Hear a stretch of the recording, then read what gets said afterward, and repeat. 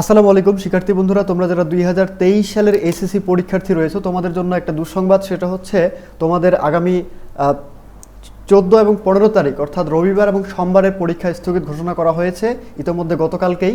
তো গতকালকে ছিল 5টা শিক্ষা বোর্ডে। আজকের আপডেট নিউজ হচ্ছে আমরা পেয়েছি, যেটা হচ্ছে 13ই মে 2023 7টা 31 মিনিটে অর্থাৎ সন্ধ্যা 7টা 31 মিনিটে এই নিউজটা দেওয়া হয়েছে।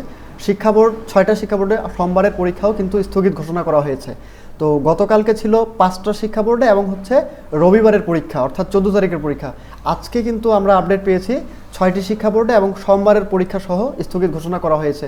তোমরা জানো যে ইতোমধ্যে বাংলাদেশে যে ঘূর্ণিঝড় মোখার আক্রমণ বা প্রকোপ চলতেছে, এইটার তীব্রতা কিছুটা বৃদ্ধি পেয়েছে। এই কারণে আমাদের শিক্ষা মন্ত্রণালয় থেকে সিদ্ধান্ত নিয়েছেন যে 6টি শিক্ষা বোর্ডের পরীক্ষা স্থগিত হবে 14 এবং 15 তারিখ অর্থাৎ রবিবার এবং সোমবার। তো আমরা একটু জেনে নিচ্ছি যে কোন কোন বোর্ডগুলো এর মধ্যে রয়েছে।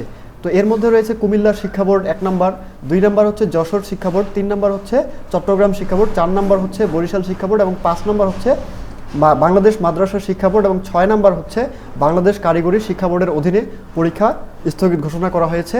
তো এখানে মূলত যেটা বলতে গেলে বলা যায় যে শুক্রবার শিক্ষা বোর্ড জানায় যে আগামী রবিবার সাধারণ শিক্ষা বোর্ডের অধীনে পদার্থবিজ্ঞান, তারপরে ইতিহাস, বাংলাদেশের ইতিহাস ও বিশ্ব সভ্যতা এবং ফিন্যান্স ও ব্যাংকিং পরীক্ষা আছে।